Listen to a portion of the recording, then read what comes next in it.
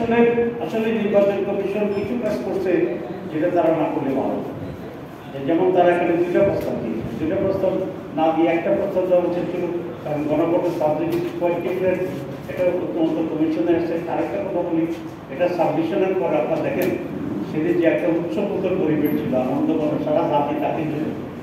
এই এই সনদটা এখন নির্বাচন কমিশনের সম্পূর্ণ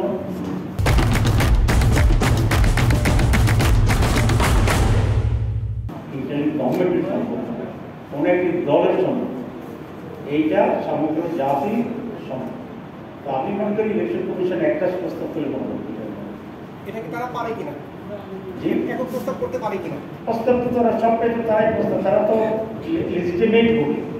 এক হচ্ছে আইন করে সরকার তাদেরকে এখানে নিয়োগ করেছে। দুই নম্বর হচ্ছে আমরা সকল রাজনৈতিক দল তাদেরকে গ্রহণ করেছি, তাদের সাথে আলাপ আলোচনা করছি, তাদের মিটিংয়ে গিয়েছি, কথা বলেছি, তারা যা অবস্থা খাওয়াইছে সেগুলো হয়েছে। তো সুতরাং বলতে তো তার সেই ওই সারাস্তা দিয়ে বুঝে না ঠিক।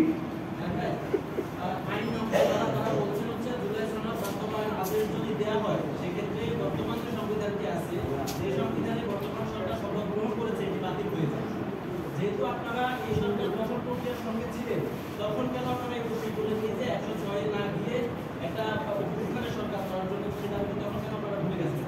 আপনারা নিম্নপক্ষের ক্লিয়ার চেয়েছিলেন, সেটি আপনারা আদায় করতে পারেননি। জুলাই যেমন তত্ত্বাবধায়ক আদেশ আপনারা চাচ্ছেন, গণভোট আপনারা চাচ্ছেন, এটি আপনারা আদায় করতে পারবেন বলে মনে করছেন কিনা? যদি না হয় সেক্ষেত্রে আপনারা জি, প্রথম কথা হচ্ছে আপনি যেটা বলছেন যে বিশেষজ্ঞরা এটা বলছে এটা ঠিক না। বিশেষজ্ঞরা দিন রাত রাত দিন এবং বহু মিটিং করছে। আমরা আমাদের বিশেষজ্ঞদের সাথে বসেছি, আমাদের বিশেষজ্ঞরা কমিশনের বিশেষজ্ঞদের সাথে বসেছি, সব বিশেষজ্ঞরা একসাথে বসছে।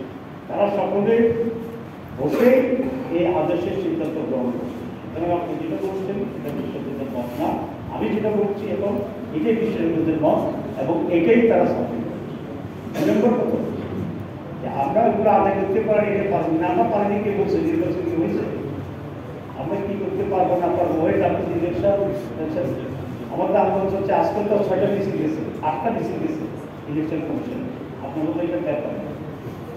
সুতরাং we are in movement number 1। Number 2, BNP সংস্কার চায়নি, সংস্কারের পর্যায়ে পৌঁছেছে। বিএনপি গণভোট চায়নি, আপনারা জানেন। গণভোট কেন তারা একসাথে চায়? তারা গণভোটটাকে গলা টিপে হত্যা করতে চায়, কারণ তারা সুদীর্ঘ গণভোট চায়নি।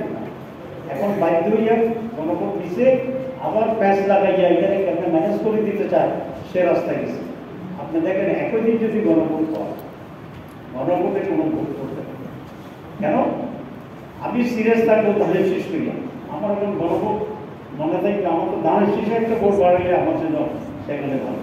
বিএনপি ধানের শেষের জন্য, আমি পাল্লার জন্য, আরেকজন জন্য যার বেরোতে ইলেকশন দিন। আপনার ইলেকশন করছেন কে গেলে একটা হাত তুলে দিন, তাহলে আপনাকে বুঝবেন ভোটের দিন কি মানুষের উপোস থাকে দেখি কি। সুতরাং সেদিন গণভোট একটা হবে এটা আর মাথা থেকে ওই ধানের শেষ পাল্লা, ধানের শেষ পাল্লা এই জিকিরে ওই এলাকা বহু পরিবেশ করে।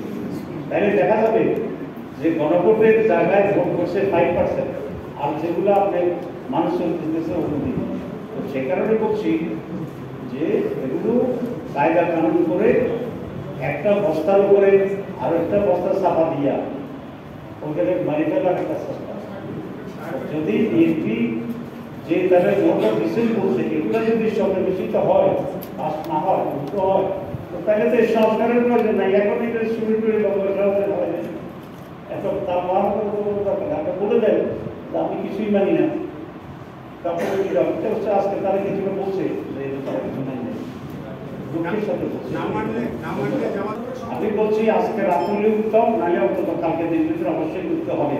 কালকে যদি না করে তখন আমরা ভাববো কি উত্তম। অ্যাডভান্স বেশি বলা তো ঠিক না।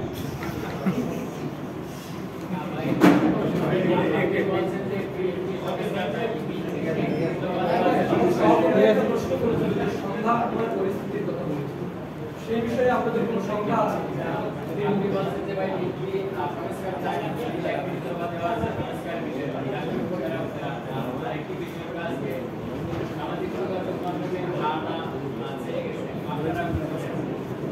আপনার প্রথম কথা হচ্ছে সামাজিক যোগাযোগ মাধ্যমের হানা তো কোনো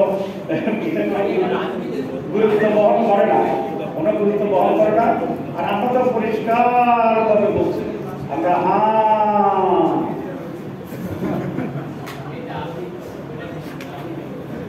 যে সংঘাতের বিষয়টা আপনি বলছেন না, আমরা আমি আশা করি সংঘাত হবে ইনশাল্লাহ, সকলেই তার সেন্সে ফিরে আসবে এবং ফেব্রুয়ারি নির্বাচনের অবস্থাকে কনসিডার করে সকলেই একটা সমঝোতার দিকে আগ্রহ আমি